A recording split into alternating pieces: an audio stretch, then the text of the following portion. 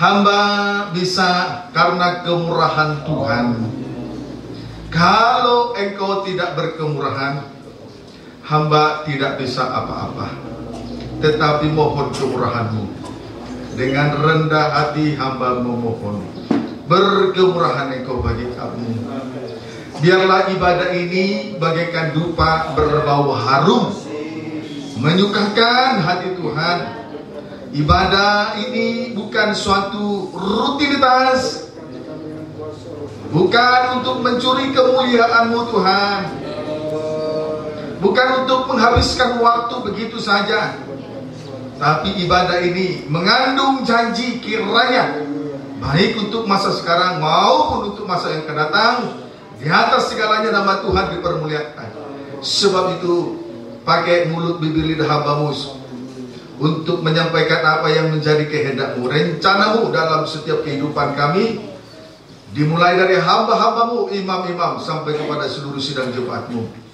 Sebab itu urapi hamba-Mu dengan kuasa Roh Al-Kudus, penuhi dengan hikmat pengertian, roh hikmat dan wahyu menguasai kehidupan hamba, serta diperlengkapi dengan harta yang indah, roh pengasihan, karunia-karunia, dan jabatan-jabatan Roh Al-Kudus, sehingga memberi kemampuan yang ajaib, sehingga firman itu berkuasa, menyatakan yang tidak ada menjadi ada, yang mati dihidupkan. Apa yang tidak mungkin bagi manusia, segalanya mungkin, tidak ada yang mustahil. Terima kasih. Firman itu juga akan membawa kami masuk di dalam pembentukan tubuh Kristus yang sempurna, menjadi sidang mempelai wanita Tuhan, berada dalam pesta nikah anak domba, sebagai sasaran akhir dari perjalanan rohani kami di atas muka bumi ini, bukan yang lain-lain. Terima kasih, terpuji Tuhan. Gairahkan juga kami di jalur perlombaan. Materaikan nanti firman itu di lo daging. Tuki di hati kami menjadi surat pujian, surat Kristus yang dapat dibaca, yang dapat dikenal oleh setiap orang, baik perkataan, baik gerak-gerik sekecil apapun, supaya di atas segalanya nama Tuhan dipermuliakan, supaya semua perkara nyata dalam kehidupan kami. Maka terlebih dahulu kami merendahkan diri serendah-rendahnya di bawah kaki salib-Mu. Kalau Maria sanggup, dia manusia juga, kami manusia yang sama, maka kami juga akan sanggup merendahkan diri di kaki salib-Mu. Selanjutnya, membuka hati buat firman-Mu selebar-lebarnya, menerima firman-Mu dengan lemah lembut tanpa persumutan, walaupun koreksi yang begitu tajam, sakit bagi daging, tapi setelah dioperasi, sakit penyakit disembuhkan. Engkau yang membalut hati kami, karena Engkau sudah mengalami pemukulan terlebih dahulu di atas kayu salib. Terima kasih Tuhan, terima kasih. Hadirlah Tuhan di tengah ibadah ini sebagai imam besar, melayani, berdoa, memperdamaikan dosa kami. Topang Tuhan ibadah ini dari awal sampai berakhirnya nama Tuhan dipermuliakan. Iblis setan yang masih tersisa, roh persungutan, pemberontakan, jahat, najis, roh apapun kami patahkan dalam nama Yesus. Kita tulis dan tempat ini dari kami semua. Darah Yesus berkuasa memberi kelepasan atas hidup kami dan tempat ini. Terima kasih urapi yang bertugas, yang melayani Tuhan. Semuanya alat-alat yang digunakan, urapi. Bahkan yang duduk diam dengan firman, urapi. Bahkan yang mengikuti video internet, dimanapun berada, urapi. Satukan di dalam roh yang satu yang sama, bergandengan tangan untuk melayani Tuhan. Terima kasih. Kami sambut firman-Mu Tuhan, hanya di dalam nama Tuhan Yesus Kristus, Kepala Gereja Mempelai Pria Surga. Hamba telah berdoa. Haleluya. Amin. Silakan duduk. Puji Tuhan. Haleluya. Haleluya. Salam sejahtera, salam di dalam kasih-Nya Tuhan kita Yesus Kristus. Oleh kemurahan hati Tuhan, oleh karena kemurahan hati Tuhan, kita ada sebagaimana ada. Kita bersekutu lewat ibadah Natal, pada ibadah Natal sesi kedua ini. Kiranya Tuhan memberkati kita. Semalam kita lalui berkat Tuhan dengan singkat, Walaupun singkat, saya kira awal sampai berakhirnya kita diberkati sesuai dengan tema Kristus datang untuk menyelamatkan manusia berdosa. Dan kita sudah melihat bagaimana dosa itu menjalar ke dalam dunia. Maut itu menjalar karena semua orang sudah berbuat dosa. Dan kita sudah berangkat melihat dosa itu terjadi seperti apa. Dimulai dari Adam, tidak dengar-dengaran, tidak taat. Dia tidak menjadi kepala yang baik bagi istri. Sehingga saat istri di dalam kesendiriannya terperdaya oleh ular, setelah dia terperdaya juga dia mudah juga, Adam juga double dosanya, mudah dipengaruhi oleh istri. Seharusnya dia yang terlebih dahulu mendapatkan perintah dan larangan, dia yang harus mencegah, tetapi dia turuti kemauan istrinya, jatuhlah dalam dosa. Dari dosa satu sampai dosa turunan, lalu dituliskan kembali oleh Rasul Petrus. Itu yang disebut perbuatan sia-sia yang diwariskan dari nenek moyang. Amin, saudaraku. Puji Tuhan. Tetapi Kristus datang untuk menyelamatkan manusia berdosa, dan itu ditulis kembali oleh Rasul Paulus di dalam suratan tabisan Timotius. Amin, saudaraku. Amin, saudaraku.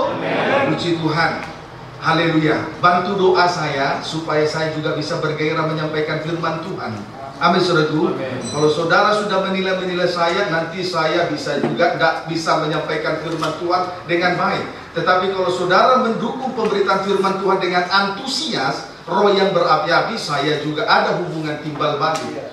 Sebagaimana waktu Silas dan Timotius datang, barulah Rasul Paulus dapat menyampaikan firman Tuhan dengan sepenuhnya, menyampaikan tentang Mesias, menyampaikan tentang Kristus. Jadi saudara juga harus mendukung pemberitaan ini. Amin, saudaraku. Tidak perlu kita menilai siapa yang lebih hebat. Tuhan Yesus yang lebih hebat. Amin, saudaraku. Tuhan Yesus yang lebih hebat. Tidak ada yang lebih hebat. Masih banyak kekurangan saya, mungkin kita juga semua. Amin, saudaraku. Mari kita sambut pemberitaan firman Tuhan dengan antusias, roh yang berkobar-kobar. Tadi kalau memuji Tuhan bisa berkobar, puncaknya ibadah harus lebih berkobar, yaitu dengar firman Tuhan. Amin, saudaraku. Puji Tuhan. Tema pada saat siang ini, seperti yang sudah saya sampaikan tadi malam, adalah di dalam 1 Timotius bahwa Kristus Yesus datang ke dunia untuk menyelamatkan orang berdosa. Kristus Yesus datang ke dunia untuk menyelamatkan orang berdosa. Itu tertulis di dalam surat tabisan 1 Timotius 1 ayat 15. Dibaca. 1 Timotius 1 ayat yang ke-15. Demikian firman Tuhan. Perkataan ini benar dan patut diterima sepenuhnya. Ya. Kristus Yesus datang ke dunia untuk menyelamatkan orang berdosa. Ya, inilah pernyataan dari seorang hamba Tuhan yang luar biasa, dipakai oleh Tuhan. Terus, dan di antara mereka akulah yang paling berdosa. Inilah pernyataan Rasul Paulus.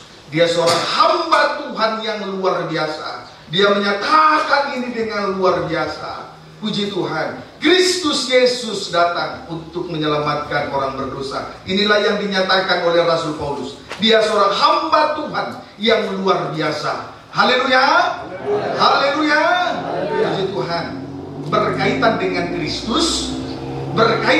Kristus, Yohanes pasal 4.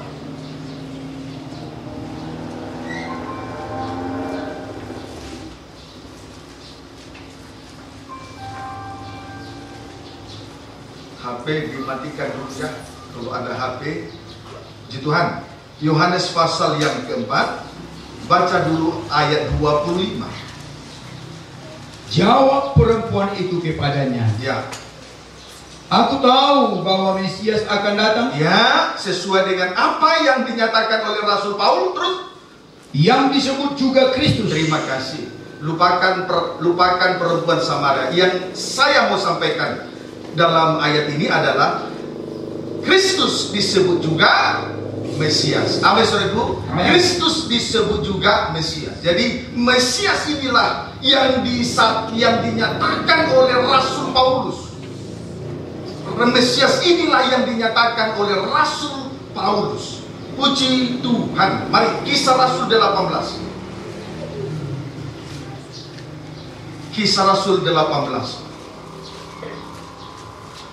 Kisah Rasul 18 ayat 5 saja terlebih dahulu. Silakan.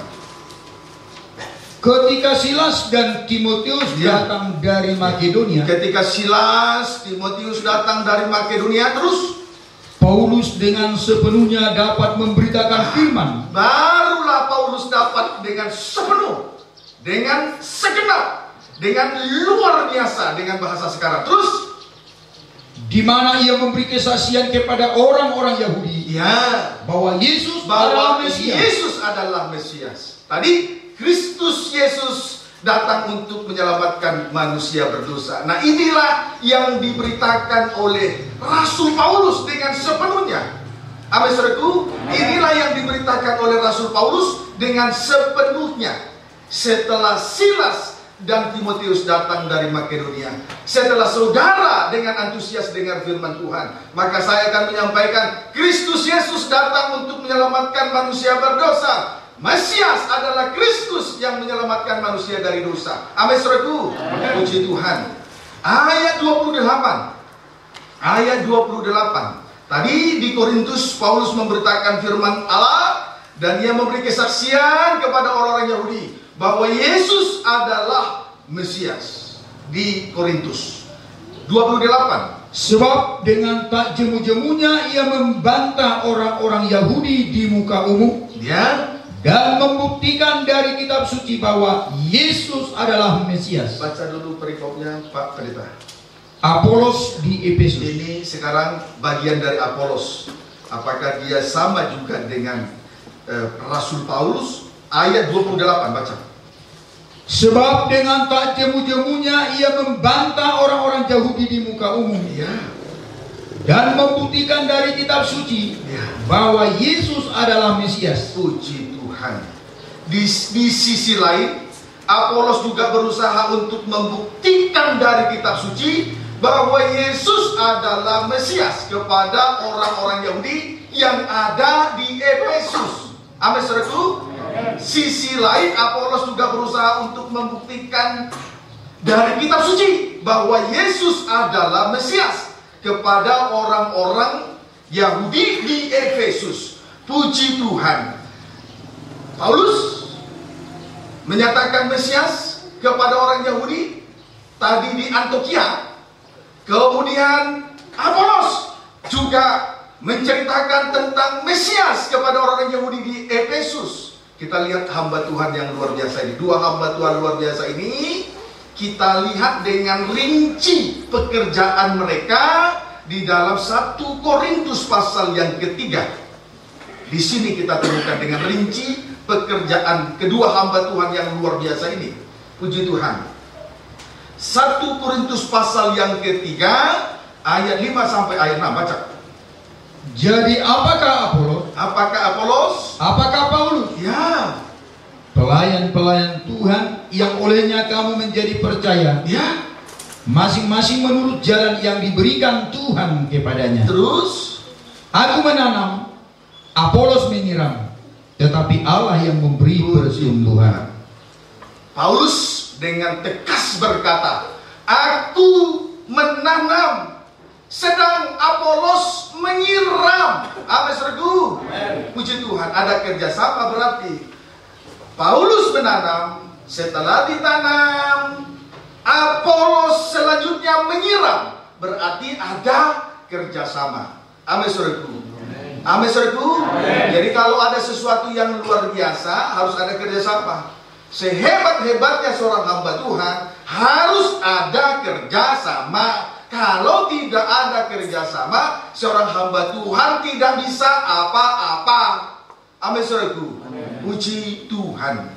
Haleluya. Jadi Paulus dan Apolos hanyalah alat Tuhan, pelayan-pelayan Tuhan, supaya sidang jemaat menjadi percaya menurut jalan yang diberikan Tuhan kepada mereka.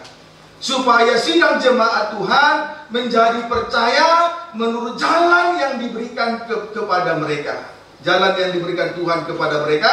Paulus menanam, Apolos menyiram. Amin, saudaraku. Paulus menanam, Apolos menyiram. Itu jalan yang diberikan Tuhan kepada mereka. Selanjutnya disampaikan kepada sidang jemaat, supaya sidang jemaat Tuhan percaya. Amin, saudaraku. Percaya. Puji Tuhan. Baik. Sekarang tentang Paulus menanam. Tentang Paulus menanam. Yakobus. Sejauh ini bisa ikuti? Amin. Haleluya. Puji Tuhan. Yakobus. Yakobus pasal 1 ayat 21. Tadi Paulus menanam, Apolos menyiram. Tentang Paulus menanam. Sekarang terlebih dahulu Yakobus 1 ayat 21. Baca. Sebab itu buanglah segala sesuatu yang kotor dan kejahatan yang begitu banyak itu. Buang segala sesuatu yang kotor, buang segala sesuatu kejahatan, terus dan terimalah dengan lemah lembut firman yang tertanam di dalam hatimu. Ya, terus yang berkuasa menyelamatkan jiwamu. Ya. Jadi firman itu memang harus tertanam di dalam hati. Amin, saudaraku. Firman Allah itu memang harus tertanam di dalam hati. Dan tadi itu tugas dari Paulus menanam. Amin, saudaraku. Paulus menanam. Puji Tuhan. Baik, mari syarat supaya firman Allah itu tertanam di dalam hati. Puji Tuhan. Syaratnya supaya firman Allah itu tertanam di dalam hati. Kembali baca ayat 21. Sebab itu buanglah segala sesuatu yang kotor dan kejahatan yang begitu banyak itu. Terima kasih. Syarat supaya firman Allah tertanam di dalam hati ada dua. Satu, buanglah segala sesuatu yang kotor. Amin. Puji Tuhan. Dua, buang segala kejahatan. Haleluya. Supaya firman Allah tertanam di dalam hati. Saya gunakan bahasa sederhana. Bahasa saya tidak tinggi-tinggi, sederhana. Yang penting firman sampai, itu saja, titik. Amin, saudaraku. Jadi supaya firman Allah tertanam di dalam hati, syaratnya dua. Buang segala sesuatu yang dua, buang segala jenis kejahatan. Semua dibuang. Mari kita lihat jenis yang kotoran. Jenis kotoran. Filipi.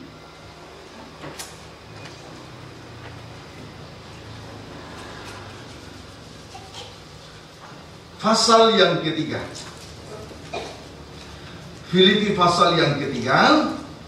Pembacaan Filipi pasal 3 ayat 7 sampai dengan ayat 8. Tapi tidak salah dibaca ayat 4 agak cepat. Sekalipun aku juga ada alasan untuk menaruh percaya pada hal-hal lahiriah. Ya, hal-hal yang lahiriah. Terus jika ada orang lain menyangka dapat menaruh percaya pada hal-hal lahiriah, aku lebih lagi. Hal-hal yang lahiriah, ya kedudukan, jabatan, harta, kekayaan, uang, dan lain sebagainya. Itu lahiriah. Terus, tetapi apa yang dahulu merupakan keuntungan bagiku? Ya, terus ayat 4 dulu. Sekalipun aku juga ada alasan untuk menaruh percaya pada hal-hal lahiriah, jika ada orang lain menyangka dapat menaruh percaya pada hal-hal lahiriah, aku lebih lagi. Ayat 5. Disunat pada hari ke-8. 1. Dari bangsa Israel. 2. Persis seperti pribadi Yesus. Terus dari suku Benyamin. 3. Orang Ibrani asli. 4. Tentang pendirian terhadap hukum Taurat, aku orang Farisi. 5. Tentang kegiatan, aku penganiaya jemaat. 6. Aktivis tetapi radikal. Terus tentang kebenaran dalam mentaati hukum Taurat, aku tidak bercatat. Ada 7 ya. Yang kelima tentang pendirian tetap hukum Taurat. 5. Tentang kegiatan. 6. Tentang kebenaran dalam mentaati hukum Taurat, aku tidak percaya. 7. Itu 7 hal yang lahiriah, persis seperti keadaan Yesus di dalam Wahyu pasal 10. Itu berarti kelebihan ini melebihi kelebihan lahiriahnya, melebihi lahiriah orang lain. Jadi kalau ada orang bermega terhadap lahiriah, dia lebih lagi. Dia lebih lagi. Puji Tuhan. Terus baca ayat 6. Ayat 7. Ayat 7. Tetapi apa yang dahulu merupakan keuntungan bagiku, itulah 7 lahiriah yang luar biasa, sama seperti 7 perkara di dalam pribadi Yesus, Wahyu pasal 10. Terus sekarang kuanggap rugi karena Kristus. Ayat 8. Terus malahan segala sesuatu kuanggap rugi. Terus karena pengenalan akan Kristus Yesus Tuhanku. Terus lebih mulia daripada semuanya. Ya, terus oleh karena dialah aku telah melepaskan semuanya itu dan menganggapnya sampah. Terus supaya aku memperoleh Kristus. Rasul Paulus membuang sampah, kotoran, supaya apa? Dia memperoleh Kristus. Firman iman tertanam di dalam hati. Kristus, firman iman tertanam di dalam hati. Jadi buang dulu kotoran, buang dulu sampah kotoran. Tapi kalau buang sampah pada tempatnya ya. Amin, saudaraku. Jangan buang, pendeta simbol. Dia bukan tempat sampah. Buang sampah di tempatnya. Amen. Jangan buang sampah di sembarang tempat. Amin, saudaraku. Haleluya. Puji Tuhan. Buang dulu kotoran. Sampah-sampah itu buang pada tempatnya. Itu syarat. Itu syarat supaya firman Allah tertanam di dalam hati ini. Amin, saudaraku. Puji Tuhan. Sedikit saja tentang kotoran. Kemudian jenis kejahatan. Baik. Matius pasal 13.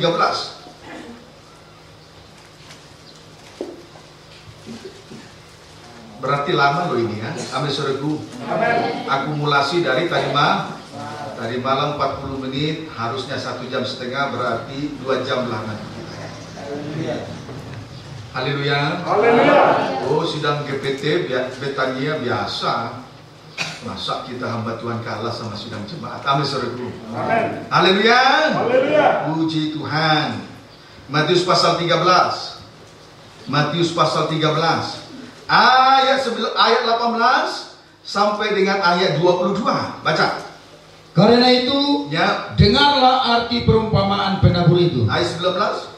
Kepada setiap orang yang mendengar firman tentang kerajaan surga, ya, tetapi tidak mengertinya, ya, datanglah si jahat dan merampas yang ditaburkan dalam hati orang itu. Terus, itulah benih yang ditaburkan di pinggir jalan. Terus, benih yang ditaburkan di tanah yang berbatu-batu ialah, ya, orang yang mendengar firman itu dan segera menerimanya dengan gembira. Terus, tetapi ia tidak berakar dan tahan sebentar saja. Terus, apabila datang penindasan atau penganiayaan karena firman itu, orang itu pun segera murtad. Ya, murtad. 22. Yang ditaburkan di tengah semak duri ialah orang yang mendengar firman itu, lalu kekhawatiran dunia ini dan tipu daya kekayaan menghimpit firman itu sehingga tidak berbuah. Puji Tuhan. Ada 3 perkara kejahatan yang semuanya adalah kejahatan, sehingga firman Allah tidak tertanam di dalam hati. 1, benih pinggir jalan. Itu menuju kepada kebodohan. Kebodohan, mendengar tapi tidak mengerti, kebodohan. Kejahatan yang kedua, kekerasan hati. Kekerasan hati, kerugiannya. Firman tertanam tapi tidak berakar karena tanahnya tipis, berbatu-batu, keras hati. Itu kejahatan yang kedua. Kejahatan yang ketiga, penuh dengan kekhawatiran, dikuasai roh kekhawatiran. Jadi kebodohan, tidak mau mengerti firman, dengar tapi tidak mau mengerti, acu tak acu, itu bodoh. 2, keras hati. 3, kekhawatiran. Itu merupakan kejahatan, penyebab sehingga firman Allah tertanam di dalam hati. Jadi segala jenis kejahatan semacam ini harus terlebih dahulu disingkirkan. Amin, saudaraku. Puji Tuhan. Haleluya. Maka nanti setelah kotoran disingkirkan, setelah jenis kejahatan disingkirkan, firman Allah tertanam di dalam hati. Amin, saudaraku. Amin, saudaraku. Puji Tuhan. Haleluya. Baik. Marilah kita lihat penanaman benih. di dalam hati. Kisah Rasul 13.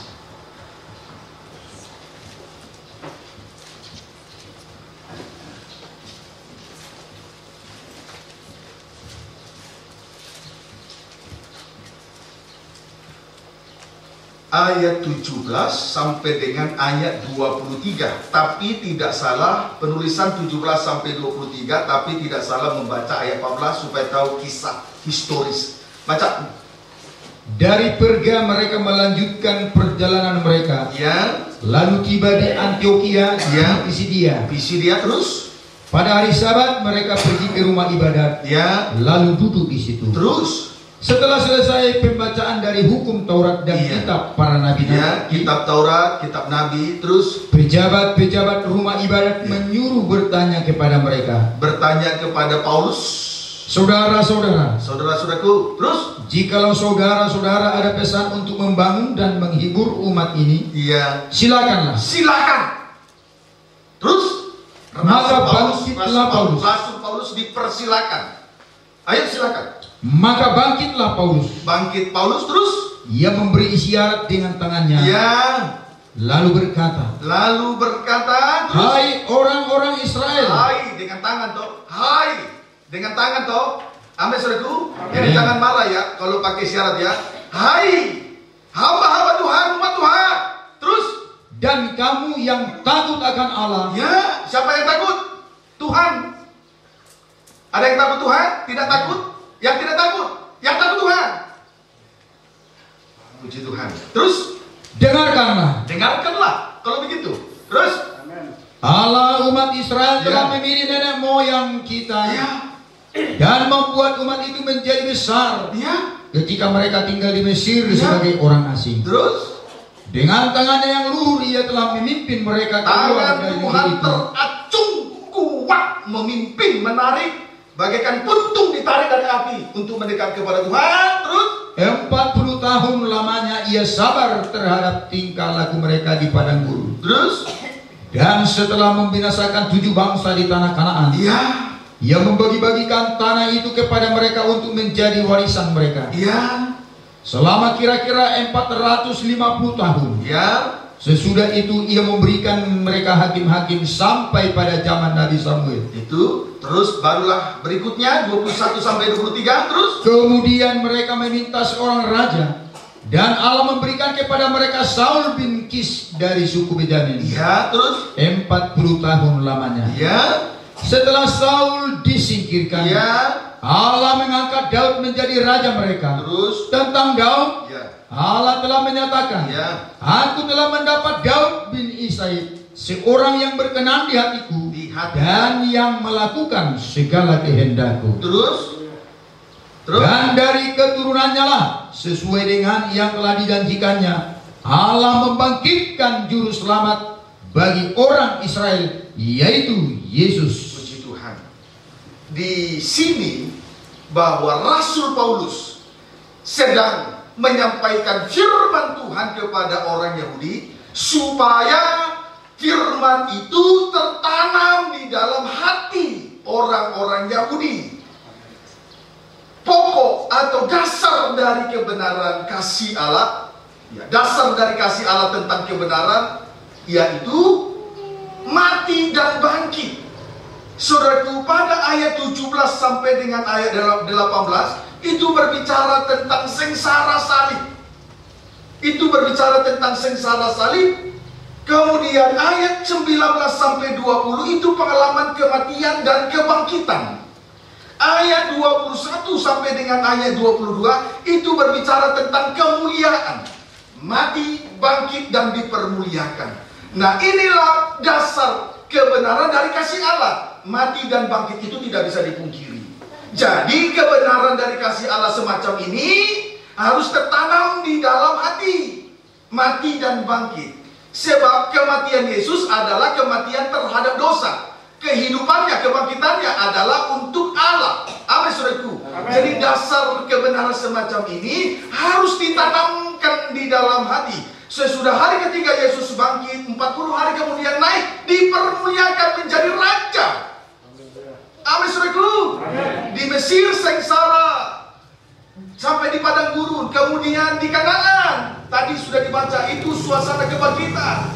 Lalu diberikan kepada raja, itu berbicara tentang kemuliaan.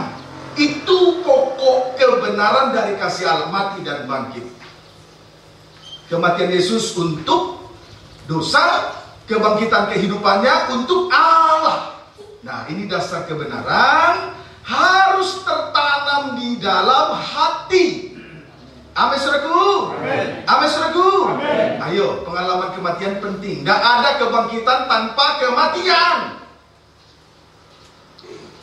Biar seperti apapun orang mau hebat-hebat, mau tampil-tampil supaya jadi pembicara yang hebat atau apapun namanya, mau penonjolan, mau bermega, itu palsu kalau kematiannya tidak benar.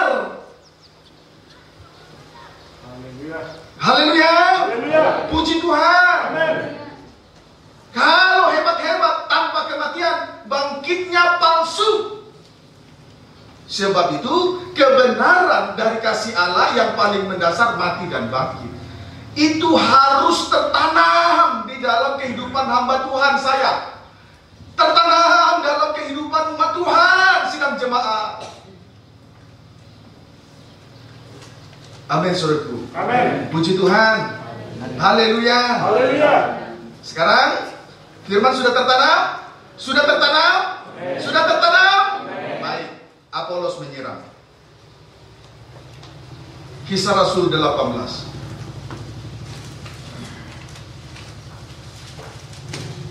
Kisah Rasul 18 ayat 24 sampai 26. Baca. Apolos di Efesus. Ya. Kisah Rasul 18 ayat 24 sampai 26. Baca. Sementara itu datanglah ke Efesus, Ya, seorang Yahudi bernama Apolos, yang berasal dari Alexandria. Ya. Ia seorang yang fasih berbicara, Ya, dan sangat mahir dalam soal-soal kitab suci. hamba Tuhan perlu fasih juga bicara ya. Amin, saudaraku. Sebab itu fasihkan diri bicara tentang kebenaran yang dari kasih. Jangan fasihkan diri untuk meradat-meradat. Amin, saudaraku. Jangan fasihkan diri untuk berbicara ai hamu, ai mata nyari. Tidak salah, tetapi biasakan fasihkan diri bicara soal kebenaran pokok kasih Allah, mati dan nanti pasti sendiri. Percayalah. Kalau saya bilang saya buktinya seperti hebat sekali, saya hanya mau bilang saya ini orang bodoh. Itu saja, titik. Lulusan STM, bisa berdiri di hadapan hamba Tuhan, titik. Amin, saudaraku. Biasakan fasih bicara. Tidak usah seloroh-seloroh yang aneh-aneh.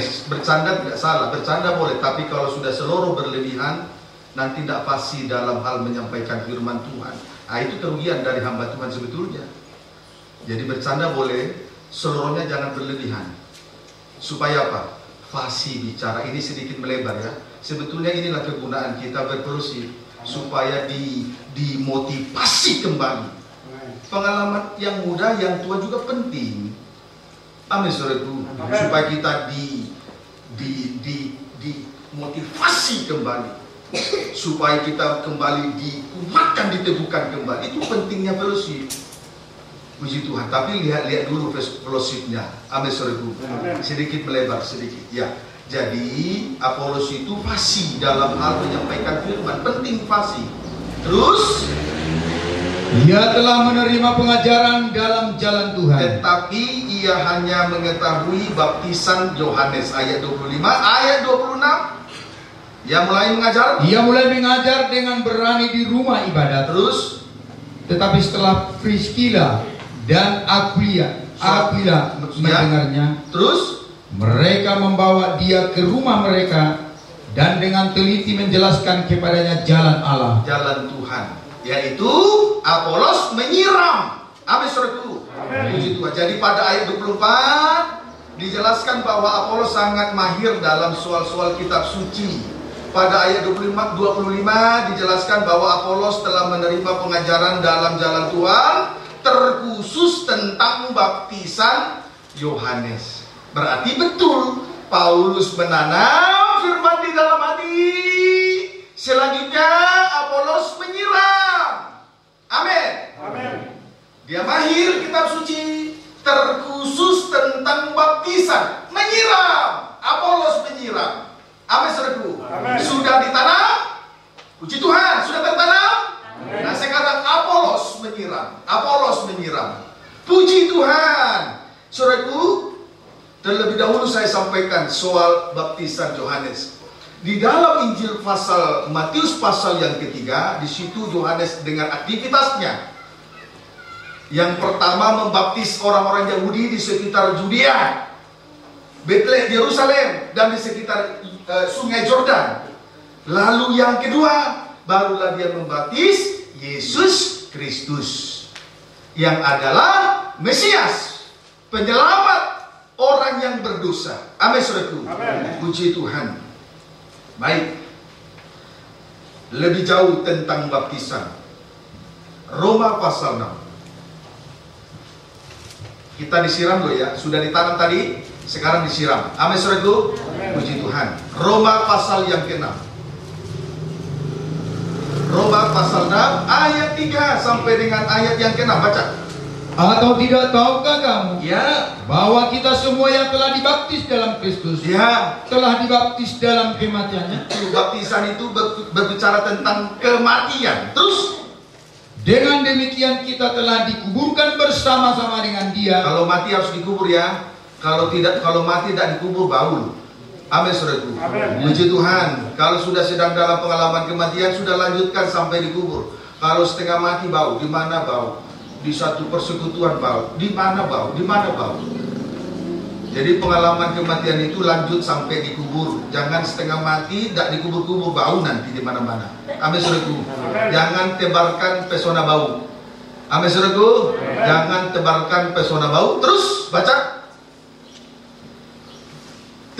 Dengan demikian kita telah dikuburkan bersama-sama dengan Dia oleh baptisan dalam kematian. Terus, supaya sama seperti Kristus telah dibangkitkan dari antara orang mati, terus, oleh kemuliaan Bapa, terus, demikian juga kita akan hidup dalam hidup yang baru. Ayat 5 sampai 6 terus. Sebab jika kita telah menjadi satu dengan apa yang sama dengan kematiannya, kalau satu dengan kematian Yesus, terus kita juga akan menjadi satu dengan apa yang sama dengan kebangkitannya. Ayat 6. Karena kita tahu bahwa manusia lama kita telah turut disalibkan, ya, supaya tubuh dosa kita hilang kuasanya, agar jangan kita menghambakan diri lagi kepada dosa. Puji Tuhan.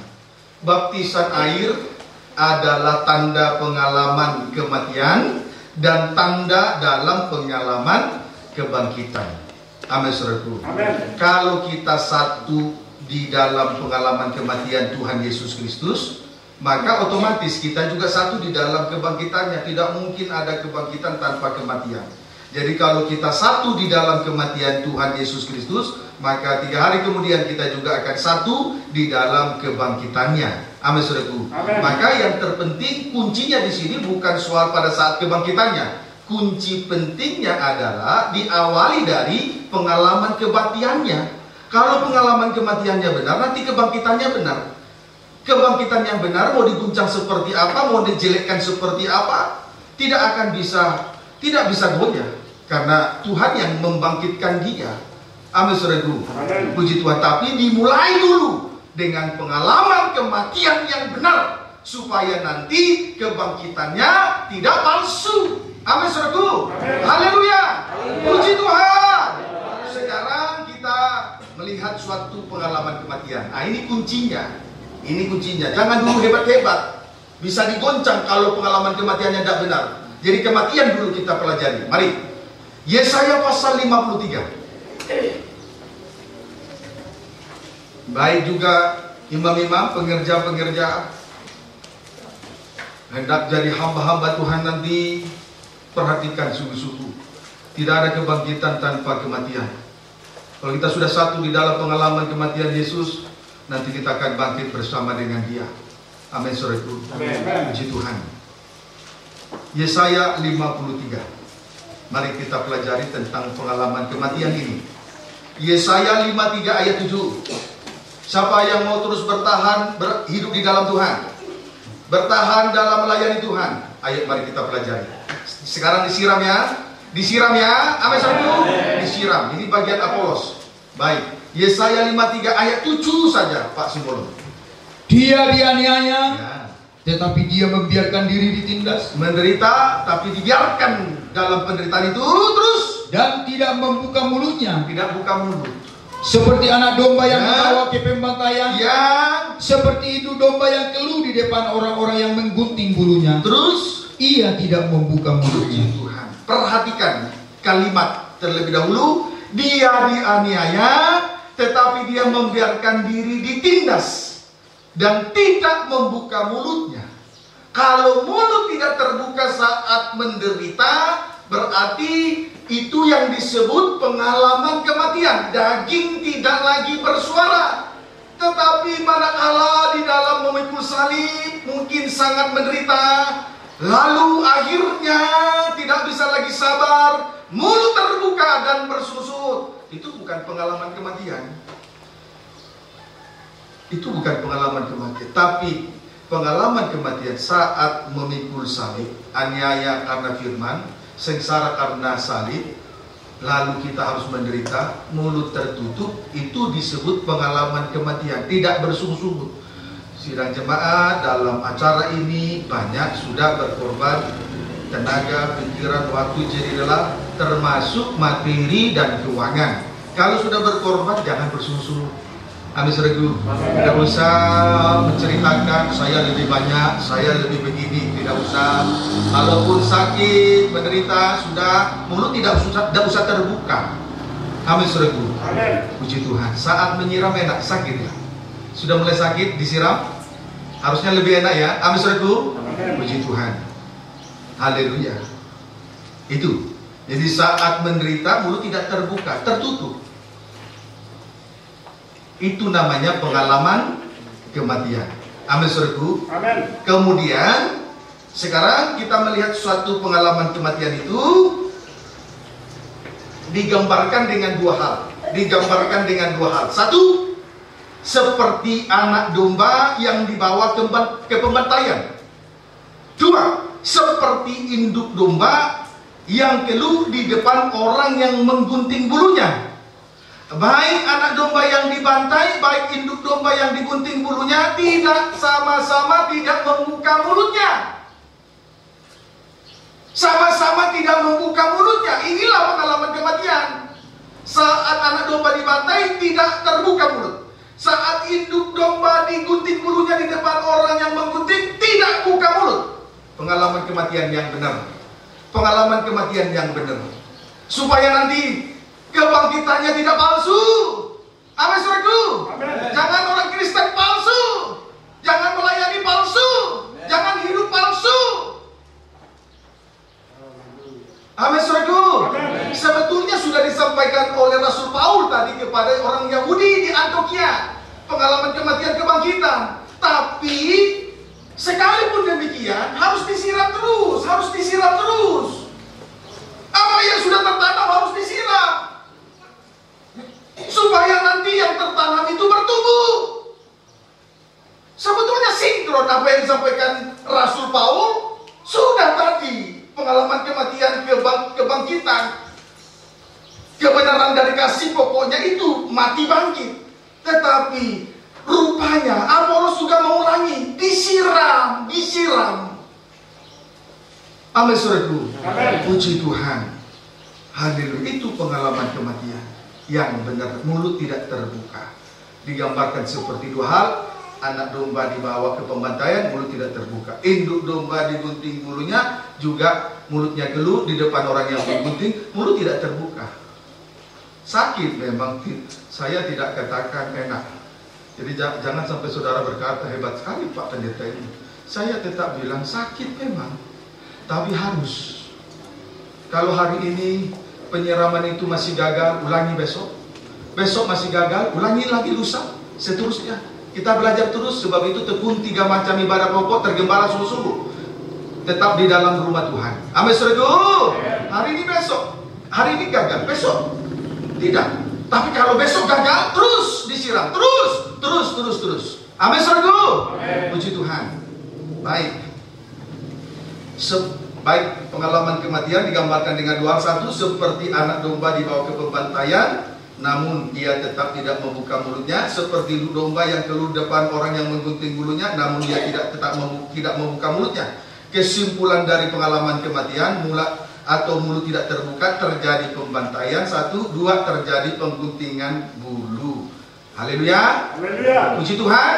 Amen. Baik, mari kita simak tentang kedua hal tersebut. Dimulai dari pembantaian. 1 Korintus, mari kita lihat pembantaian. Di dalam 1 Korintus pasal yang ke-5 ayat 7 saja sampai 8. 1 Korintus 5 ayat 7 sampai 8. Baca.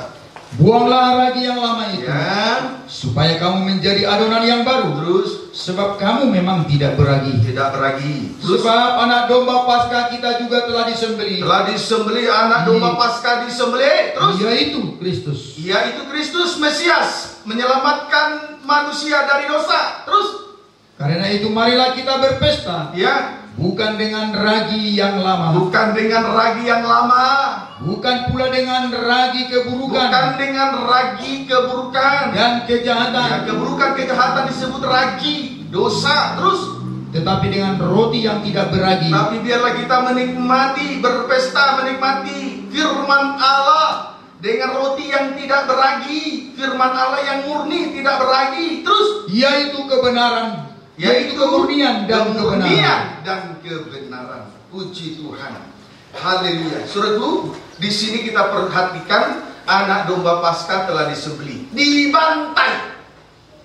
Waktu Yesus disalibkan di atas kayu salib bukan karena dosa, tetapi dia disalibkan tanpa dosa. Sehingga ketika dia disalibkan, dia menyerahkan segenap hidupnya sebagai roti yang dipecah-pecahkan. Disebutlah itu roti tanpa ragi. Amin, saudaraku. Disebutlah itu roti tanpa ragi. Inilah yang harus kita nikmati. Amin, saudaraku. Amin, saudaraku.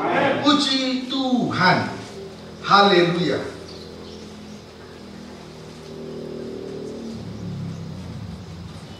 Roti tanpa ragi berbicara tentang dua hal. Dengan roti yang tidak beragi, yaitu kemurnian dan kebenaran. Roti tanpa ragi berbicara tentang dua hal. 1, kemurnian. 2, kebenaran. Roti tanpa ragi berbicara tentang 1, kemurnian. 2, kebenaran. Puji Tuhan. Sekarang kita lihat kemurnian. Di dalam 1 Petrus.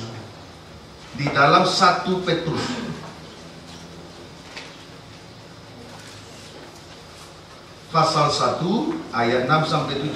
1 Petrus 1 ayat 6 sampai 7. Saya tidak tahu sidang jemaat bisa mengerti atau tidak, tapi saya berharap saudara harus mengerti, belajar mengerti, karena Tuhan mau datang.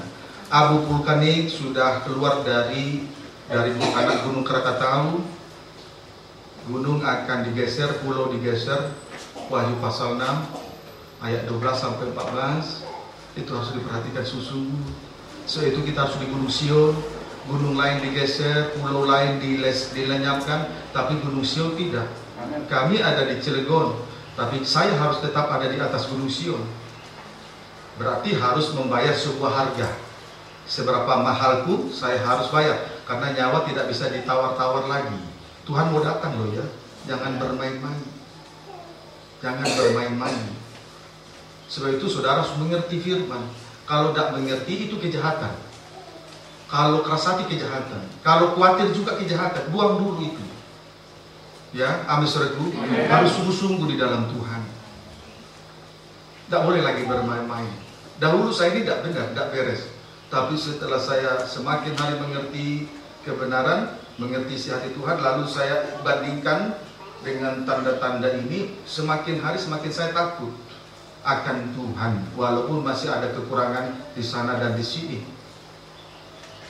Tapi yang penting saya mau disirami terus oleh firman Allah, oleh ayat itu, supaya nanti ada pertumbuhannya. Amin saudaraku. Belajar untuk mengerti, jangan belajar untuk tidak mengerti.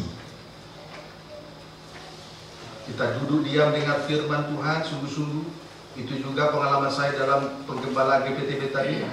Biar mereka masih SMP dan SD dulu dia dengar firman Tuhan. Tidak ada satupun yang tidak mencatat itu.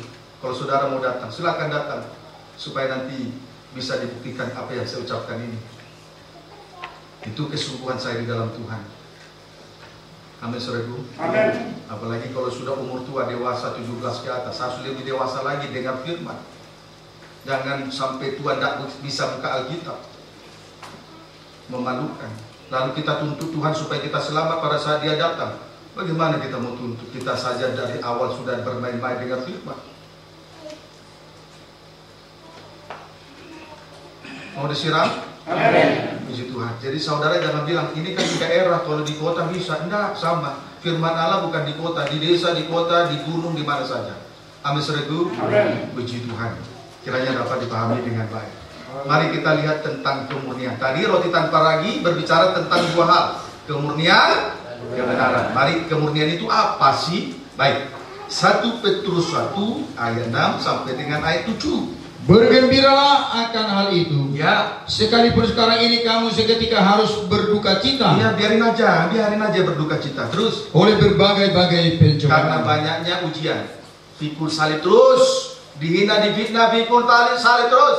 Terus Maksud semuanya itu ialah titik dua. Apa? untuk membuktikan kemurnian imanmu. Iya, itu kemurnian. Iman itu harus murni mencintai Tuhan. Jangan sampai iman itu tidak murni di dalam beribadah, di dalam melayani pekerjaan Tuhan.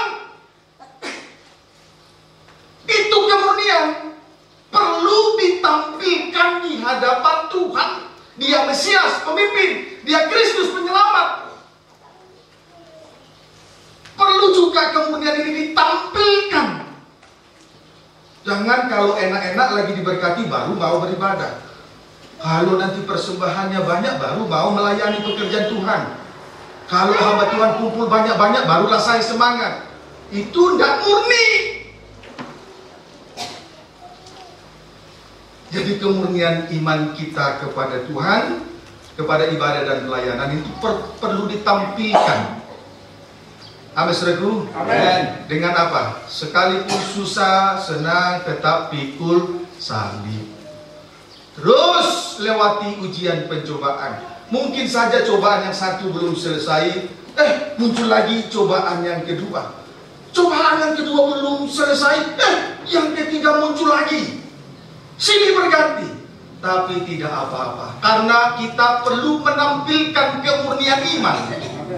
Amin, saudaraku. Kepada Mesias pemimpin, kepada Kristus penyelamat.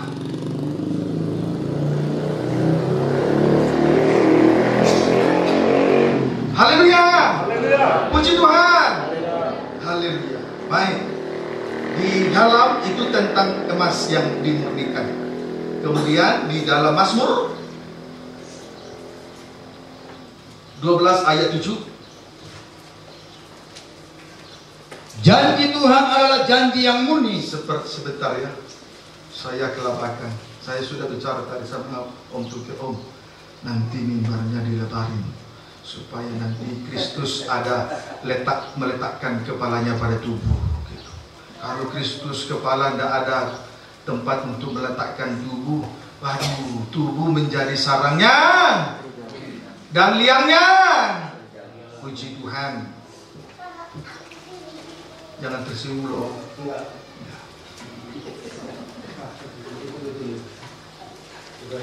Karena saya jangan terganggu pemberitaan firman. Tuhan nomor 1. Uang nomor 2. Kalau di situ hati, uang ada. Amin, saudaraku. Kemurnian iman perlu ditampilkan. Saya tidak perlu banyak bicara soal kemurnian iman ini. Saudara bisa bayangkan bulan Desember ini bolak-balik. Apa saya akan cari uang ke sini? Tidak. Tidak usah saya beberkan. Saudara bisa bayangkan berapa banyak yang harus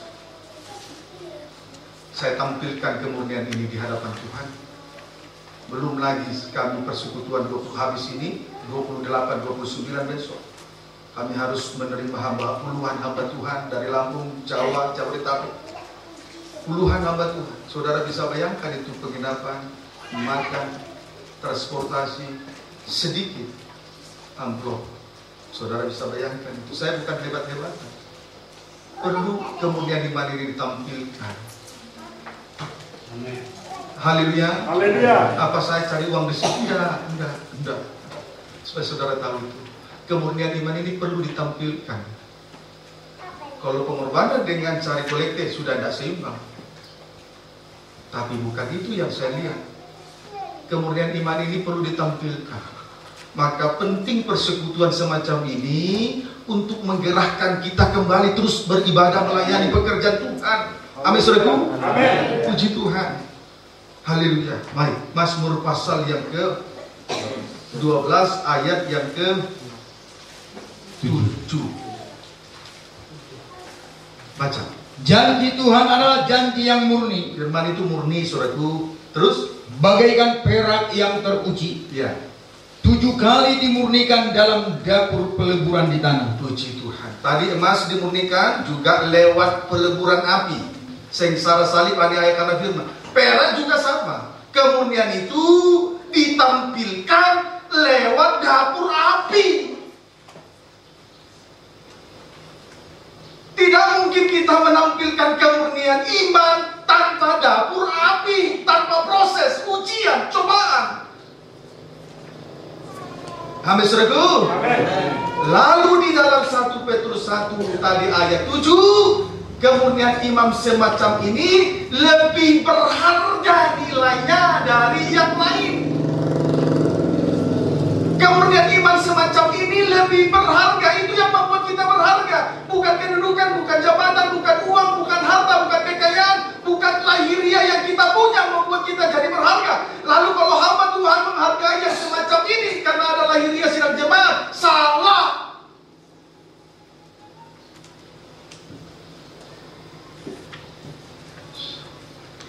Berapa sidang jemaat kami?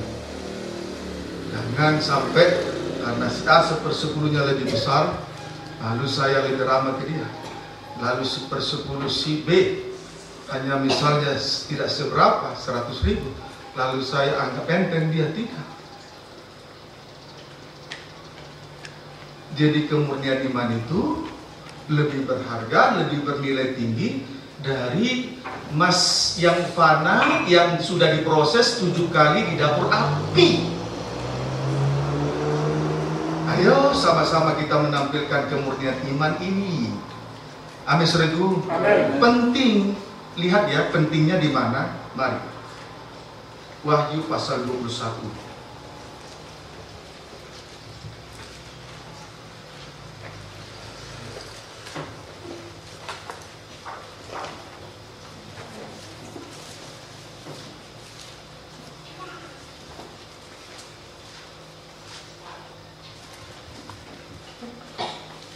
Lihat ya, Wahyu 21 ayat 21, baca.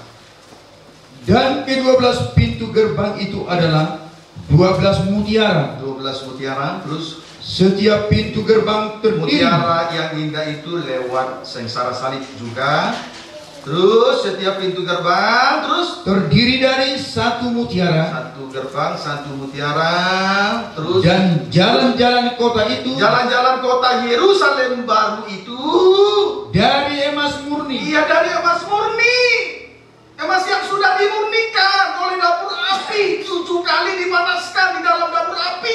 Terus bagaikan kaca bening. Setelah dia dimurnikan di dalam dapur api 7 kali lebih panas dari yang panas-panas yang lain, panas sempurna, barulah emas murni ini tampil seperti bagaikan kaca bening. Kaca bening. Apa kaca bening? Dari luar dapat melihat ke dalam. Dari luar dapat melihat ke dalam. Itu kaca bening. Kalau kaca buram dari luar tidak dapat bisa melihat ke dalam. Haleluya. Haleluya. Puji Tuhan. Amen. Jadilah kaca bening di hadapan istri, hai suami-suami. Jadilah kaca bening di hadapan suami, hai istri-istri. Jadilah kaca bening sidang jemaat di hadapan gembala-gembala. Sebaliknya, hai gembala Daniel, jadilah kaca bening di hadapan sidang jemaatmu. Dari luar dapat melihat ke dalam. Tetapi ada tetapinya. Dosa tidak bisa masuk ke dalam karena ada kaca bening. Kemurnian iman. Kalau sudah murni, tidak bisa dipengaruhi yang tak suci. Kalau sudah murni, tidak bisa dipengaruhi oleh hal-hal yang tidak baik. Bisa dilihat, tapi tidak bisa dimasuki oleh yang tidak baik.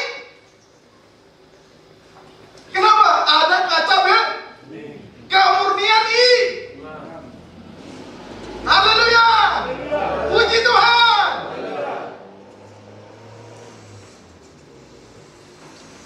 Haleluya. Kiranya saat ini betul-betul berlangsung penyiraman itu. Apa yang sudah ditanam oleh Paulus betul-betul berlangsung penyiraman itu. Amin, saudaraku. Puji Tuhan. Haleluya. Baik. Sekarang kita lihat tentang kebenaran. Amin, saudaraku. Tadi sudah kemudian ya. Sudah ya? Baik. Kebenaran. Injil Yohanes pasal 18 ayat 37. Injil Yohanes 18 ayat 37. Baca. Maka kata Pilatus kepadanya, Ya. jadi engkau adalah raja? Engkau raja? Terus? Jawab Yesus, Ya. engkau mengatakan. Engkau yang mengatakannya. Terus? Bahwa aku adalah raja. Terus? Untuk itulah aku lahir. Untuk itulah aku lahir. Dan untuk itulah aku datang ke dalam dunia ini. Ya. Supaya aku memberi kesaksian tentang kebenaran. Kebenaran. Terus? Setiap orang yang berasal dari kebenaran mendengarkan suaraku. Puji Tuhan. Perhatikan pernyataan Yesus kepada Raja Herodes. Pilatus waktu dia dihakimi. Yesus lahir dan datang ke dunia untuk menjadi raja. Supaya apa? Memberikan kesaksian tentang kebenaran. Karena Pilatus pada ayat berikutnya 38 bagian A tidak mengerti tentang kebenaran. Maka kita harus juga mengerti tentang kebenaran. Amin, saudaraku. Baik, Yohanes 19 ayat 12 sampai 16. Yohanes 19 ayat 12. Ini kelanjutan kisah dari 18. Terus Sejak itu Pilatus berusaha untuk membebaskan dia. Ya. Tetapi orang-orang Yahudi berteriak, Ya. jikalau engkau membebaskan dia, Ya. engkau bukanlah sahabat kaisar. Engkau bukan sahabat kaisar. Terus Setiap orang yang menganggap dirinya sebagai raja, ia melawan kaisar. tidak apa-apa.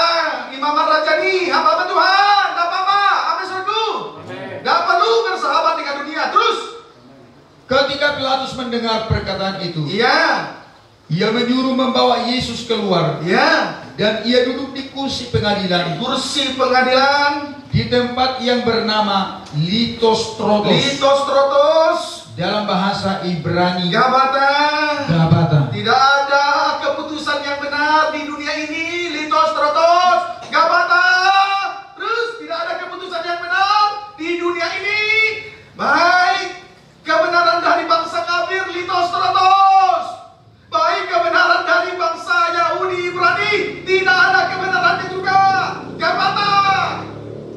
Maka Yesus harus lahir, datang ke dunia ini untuk memberi kesaksian tentang kebenaran. Terus Hari itu ialah hari persiapan Paskah. ya. Kira-kira jam 12. Ya. Kata Pilatus kepada orang-orang Yahudi itu, inilah rajamu. Rajamu. Terus Maka berteriaklah mereka, ya.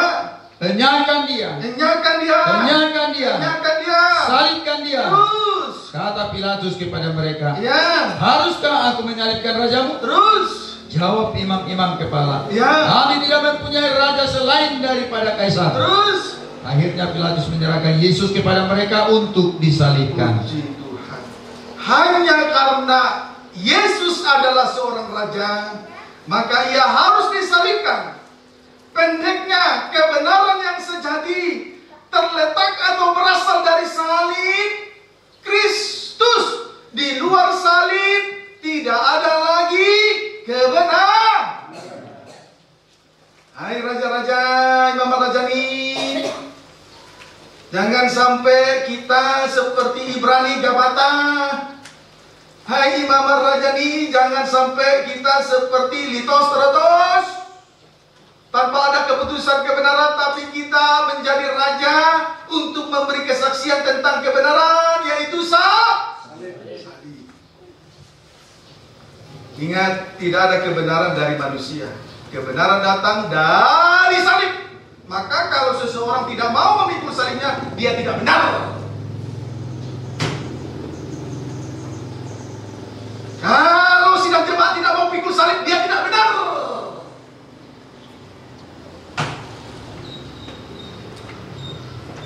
Itu ukuran siraman Paul Apolos. Kalau sengsara dalam bentuk batin, bagaimana kita mau mampu menghadapi sengsara dalam bentuk batin? Bentuk fisik, duduk dengar firman, tidak mampu.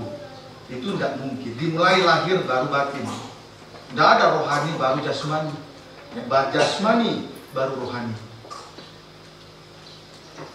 Kalau tidak mau pikul salib, tidak benar.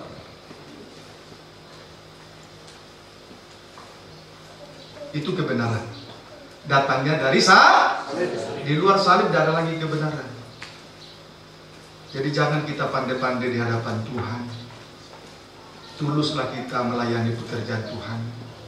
Tuluslah sudah jemaat beribadah kepada Tuhan. Tuluslah kita mengasihi suami dan istri dan anak dan orang tua, mertua dan menantu, dan sesama. Tuluslah kita. Jangan pintar-pintar, pandai-pandai. Tuhan melihat hati. Amin, saudaraku. Amin. Tersinggung? Mohon maaf ya. Saya hanya ingin memberitakan jalan Tuhan, yaitu Kristus. Itu saja tentang Paulus dan Apolos. Puji Tuhan. 1 Petrus 2 ayat 9.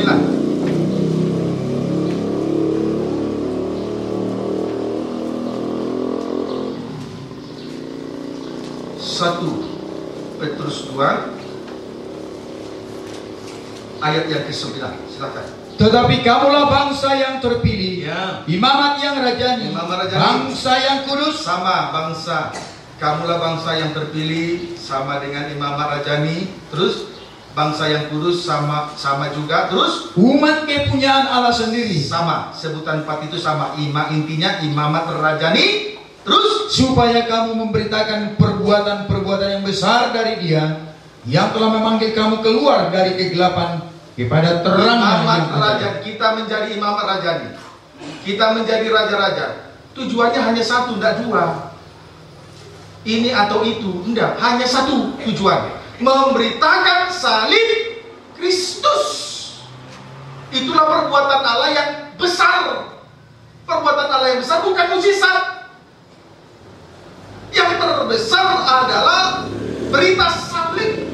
Jadi kita dipanggil menjadi imamat rajani untuk memberitakan salib, perbuatan Allah yang paling besar, karya Allah di juta. Kita tampilkan kebenaran semacam ini. Jangan kebenaran pandai-pandai. Kalau kebenaran pandai-pandai, kalah kita dengan pengacara kondang di Jakarta. A jadi B, B jadi A, hitam jadi putih, putih jadi hitam. Amin, saudaraku. Amin. Puji Tuhan. Haleluya. Puji Tuhan. Haleluya. Maka mari kita menarik kesimpulannya. Belum gerah tuh. Pak Girsang sudah gerah, Pak Mangyutan? Belum. Puji Tuhan. Pak Yosua di belakang sudah gerah? Sudah gerak? Puji Tuhan. Karena jawabannya kepada Tuhan Yesus, bukan ke saya. Puji Tuhan. Kesimpulannya, Yesus adalah Raja, tapi Ia harus disalibkan untuk memberi kesaksian tentang kebenaran itu. Sedangkan darah yang mengalir dari luka-luka Yesus ketika Ia disalibkan menunjuk kepada getah damar, menunjuk kepada getah mur. Amin, saudaraku. Getamur adalah salah satu campuran rempah-rempah yang digiling halus untuk selanjutnya dijadikan ukupan wangi-wangian. Puji Tuhan. Getamur rasanya, kemudian getamur itu rasanya pahit, tetapi memiliki bau harum yang kuat. Artinya sengsara salib rasanya pahit ketika kita pikul, tetapi berkuasa untuk menghentikan dosa. Itulah bau harum. Ketika pikul salib rasanya susah, sakit, pahit, rasanya pahit, tapi mengeluarkan bau harum yang kuat karena darah salib menghentikan dosa. Bau harum. Amin, saudaraku. Puji Tuhan. Haleluya. Kiranya dapat dipahami dengan baik. Sekarang kita sudah melihat roti tidak beragi, kebenaran, kemurnian, atau kemurnian, kebenaran. Roti tanpa ragi. Amin, saudaraku. Itu hasil dari pembantai. Tuh, sekarang tentang induk domba, pengguntingan bulu domba. Tentang pengguntingan bulu domba. Tadi tentang pembantaian, lalu kita dapatlah pengertiannya roti tanpa ragi. Berbicara tentang kemurnian kebenaran. Sekarang pengguntingan bulu domba. Yesaya 1 ayat 18.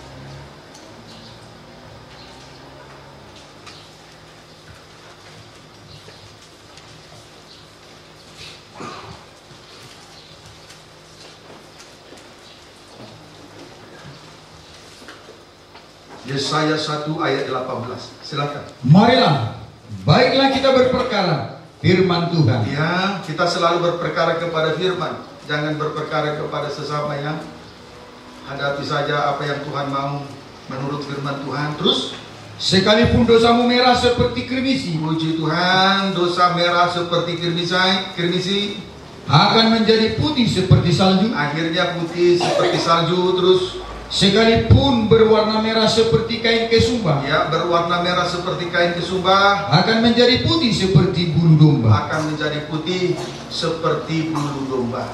Kesimpulannya di sini dari apa yang sudah kita baca, bulu domba ini menyangkut pengampunan dosa. Merah jadi putih, menyangkut pengampunan dosa. Amin, saudaraku. Berarti bulu domba menunjuk kepada kasih Allah.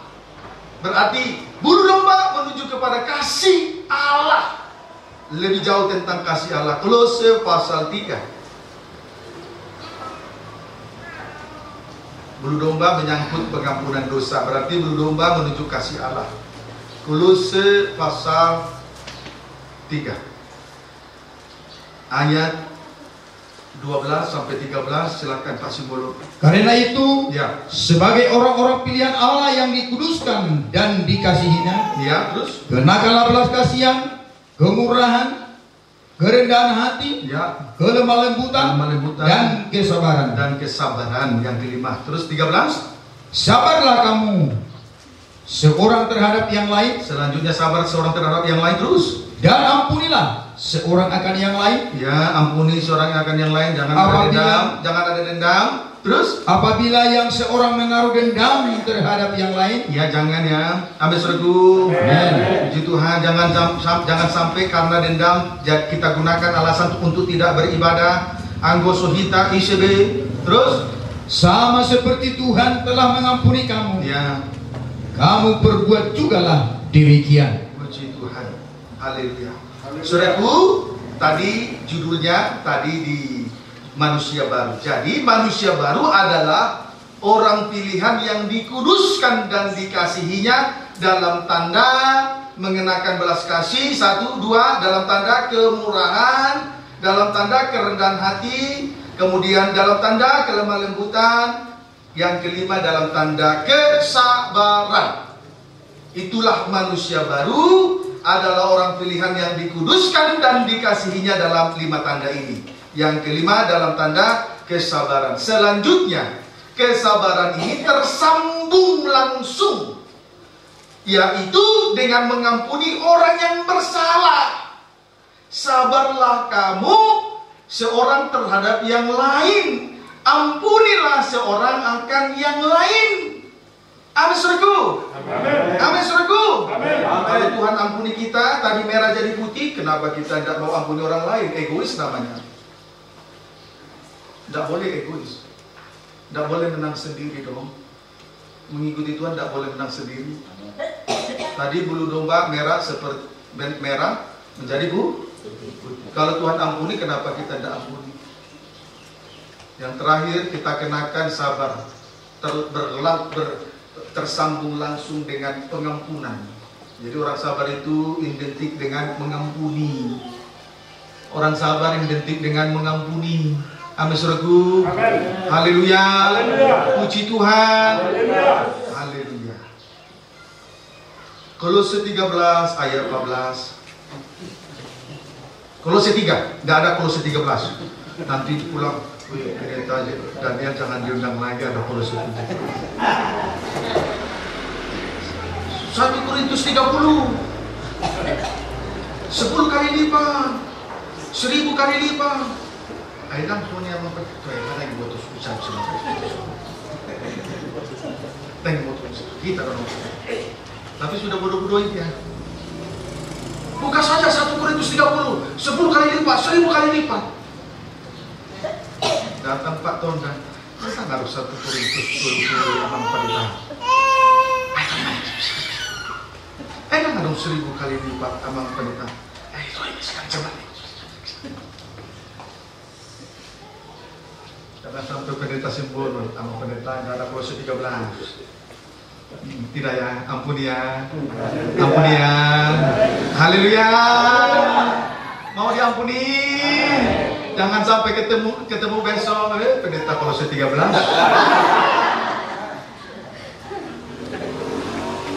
Mau ditaruh di mana muka saya? Tidak ada lagi yang percaya sama saya.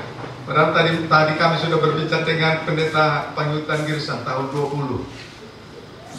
Gak apa-apa tahun 20, kumpul-kumpul uang dulu. Puji Tuhan. Sambil rampung nanti semua, sehingga kita hamba-hamba Tuhan, kita dapat penginapan nanti. Amin. Kita doakan. Nanti diundang saya, jangan lagi siapa pengkhotbah? Kolose 13 saya sudah. Pulanglah saya ke Jawa, ke Cilegon. Pulang pergi habis ongkos tanpa hasil. Tapi tidak ya, ampuni ya. Sabar tersambung langsung dengan pengampun. Kalau Tuhan ampuni kita harus ampuni satu dengan yang lain. Haleluya. Kolose. Yang benar Kolose 3. Kolose 3 ayat 14. Puji Tuhan, baca. Dan di atas semuanya itu kenakanlah kasih sebagai pengikat yang mempersatukan dan yang menyempurnakan. Barulah penegasan dari Rasul Paulus kepada jemaat di Kolose. Barulah di sini penegasannya. Sebab itu di atas semuanya itu kenakanlah kasih sebagai pengikat, mempersatukan. Setelah satu, barulah sempurna. Tidak mungkin sempurna kalau suami istri tidak satu. Tidak mungkin sempurna kalau anggota tubuh yang berbeda tidak satu. Tidak mungkin. Ingat apa yang saya sampaikan. Tidak mungkin sempurna kalau tidak satu. Sebab itu kenakan kasih. Fungsi kasih sebagai pengikat, mempersatukan. Setelah satu kita, satu hati, pikiran dan perasaan, mudah untuk melanjutkan kepada kesempurnaan. Kalau masing-masing susah sekali nanti naik kesempurnaan. Belum mau apa sudah saling menghakimi. Satu dulu, baru nanti sempurna. Satu dulu kita. Amin, saudaraku. Gembala dengan sidang jemaat satu dulu kita. Baru nanti antar penggembalaan satulah kita.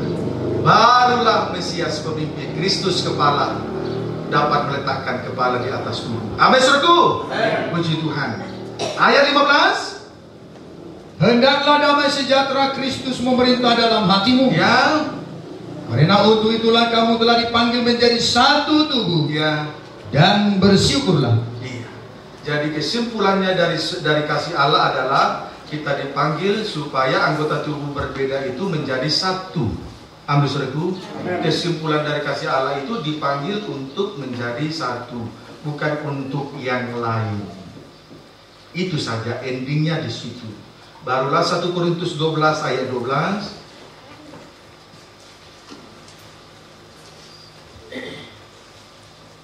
1 Korintus 12 ayat 12 terus. Karena sama seperti tubuh itu satu. Tubuh itu satu. Dan anggota-anggotanya banyak. Walaupun anggota itu banyak, kaki, tangan, mulut, hidung, telinga dan lain sebagainya, tapi itu satu. Terus.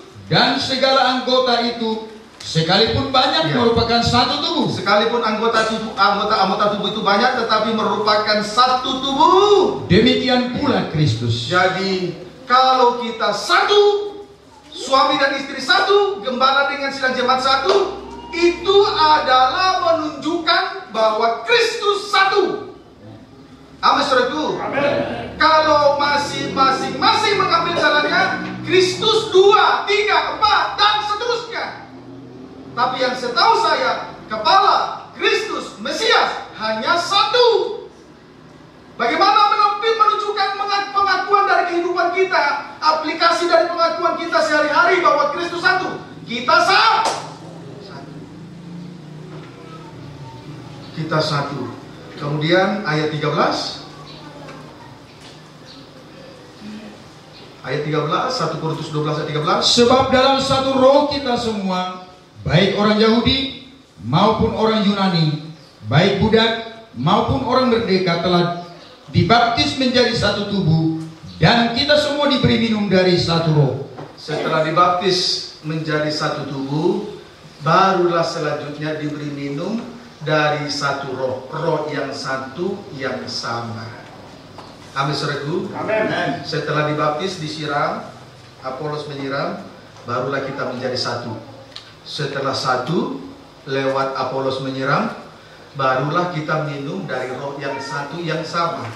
Kalau kita melayani pekerjaan Tuhan, berbeda-beda anggota, berbeda-beda karunia dan jabatan Roh Kudus. Tapi kalau kita melayani pekerjaan Tuhan dari sumber yang satu, roh yang satu, yang sama, maka saling melengkapi satu dengan yang lain. Tidak tumpang tindih, tidak cross, tidak sikut menyikut, tapi saling melengkapi, saling menutupi satu dengan yang lain. Karena sumbernya dari roh yang satu, yang sama. Tapi kalau di dalam melayani Tuhan, sudah berbeda karunia dan jabatan, lalu sumbernya roh yang berbeda. Yang satu roh dari Tuhan, yang satu roh egois, roh sombong. Di situ cross, di situ pertikaian, di situ perselisihan. Tapi kalau kita minum dari roh yang satu, yang sama, sekalipun berbeda, anggota tubuh berbeda, lalu karunia berbeda, jabatan berbeda, saling melengkapi. Saling melengkapi. Amin saudaraku. Puji Tuhan. Biarlah kita semua menjadi penopang yang sepadan, bukan binatang. Amin saudaraku. Binatang bukan penolong yang sepadan. Maka dibentuklah seorang perempuan dari tulang rusuk untuk menjadi penolong yang sepadan. Tapi rupanya tetap saja tidak bisa menjadi penolong yang sepadan. Akhirnya jatuhlah manusia di dalam dosa tadi malam. Dapat dipahami saudaraku. Puji Tuhan. Kiranya dapat dipahami dengan baik. Ayo mari kita melayani dari roh yang satu, yang sama, saling melengkapi, saling mendukung, saling bahu-membahu, saling membantu, saling mengerti satu dengan yang lain. Jangan ada di antara kita roh yang lain, supaya tidak sikut menyikut. Apalagi persekutuan walaupun kecil seperti ini, harus kita minum dari roh yang satu, yang sama, supaya tidak ada terjadi kekacauan. Amin saudaraku. Puji Tuhan. Haleluya. Nah, barulah kita lihat arti Natal yang sesungguhnya. Dari Paulus menanam, Apolos menyiram. Amin saudaraku. Barulah kita lihat Natal malam siang ini. Matius 2 ayat 4, ayat 6 dan ayat 11. Matius 2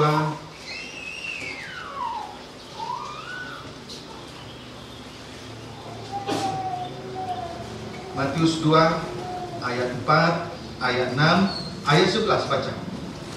Maka dikumpulkannya semua imam kepala dan ahli Taurat bangsa Yahudi. Ada kalanya harus dibaca perikop, ada kalanya tidak perlu. Untuk kali ini baca orang-orang Majus dari timur. Ayat 4. Maka dikumpulkannya semua imam kepala dan ahli Taurat bangsa Yahudi. Ya. Lalu dimintanya keterangan dari mereka di mana Mesias akan dilahirkan. Kristus kepala, penyelamat tubuh. Mesias hanya satu pemimpin, yaitu Mesias. Sebetulnya Mesias Kristus sama, tapi kalau penyebutan Mesias berarti hanya satu pemimpin.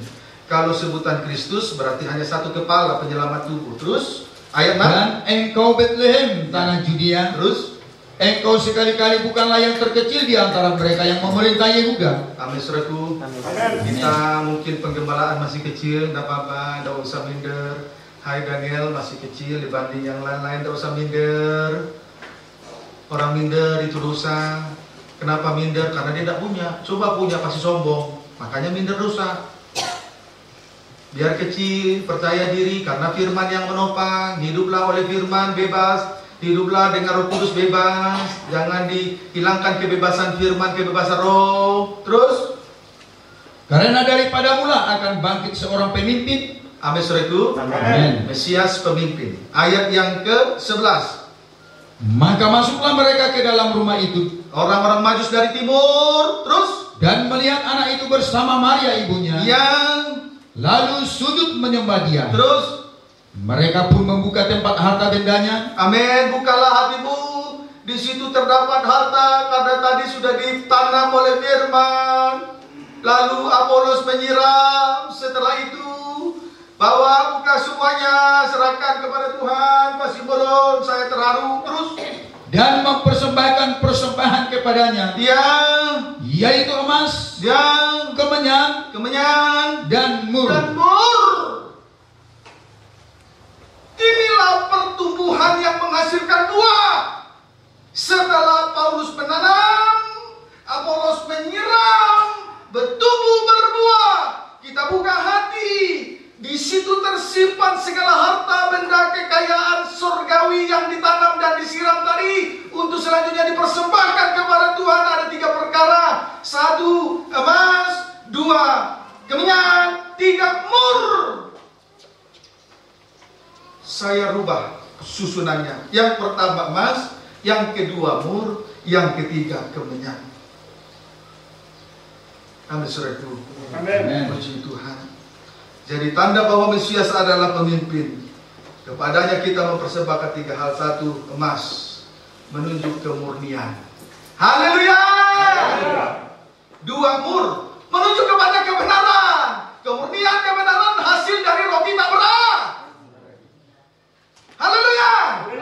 Puji Tuhan. Barulah kemenyan, menunjuk kepada kasih Allah. Puji Tuhan. Haleluya. 3 perkara tersebut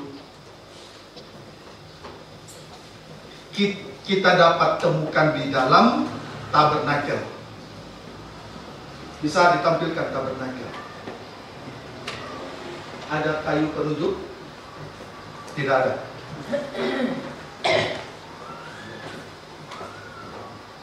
Bisa tampilkan tabernakel? Tidak bisa. Baik.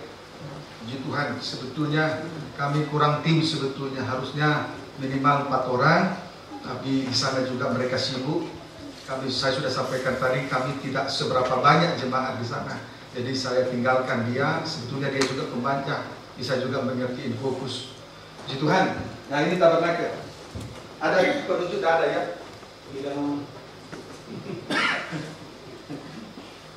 Emas ini emas. Di sini semua sudah dilapisi emas. Bahkan perabotan yang ada di dalam ruangan suci juga semua sudah emas. Amin, saudaraku. Amin. Puji Tuhan.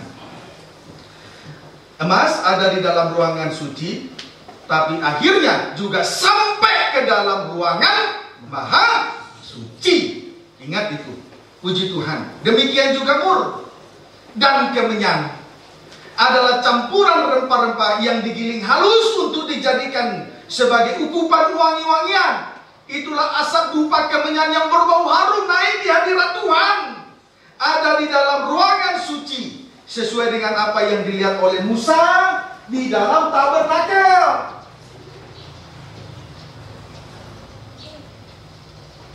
Mur, getah damar, getah mur, dan kemenyan adalah campuran rempah-rempah digiling halus jadi ukupan. Sesuai dengan apa yang dilihat Musa di dalam tabernakel ada di dalam ruangan suci. Tetapi ketika Rasul Paulus diangkat ke tingkat yang ketiga dari surga yang disebut Firdaus, dia lihat ukupan rempah-rempah yang digiling halus sudah berada di dalam ruangan maha suci. Sesuai dengan Ibrani, pengalamannya di dalam 2 Korintus diceritakan kepada jemaat di Korintus sesudah melayani 14 tahun, terangkat ke surga. Lalu suasana pengangkatan itu dia lihat, dituliskan kepada sidang jemaat Ibrani pasal yang ke-9. Ternyata sudah ada di dalam ruangan maha suci. Boleh dibaca supaya jangan nanti seperti tafsiran-tafsiran. Ibrani pasal 9 ayat 3 sampai ayat 4. Ayat 2 pembacaan mulai.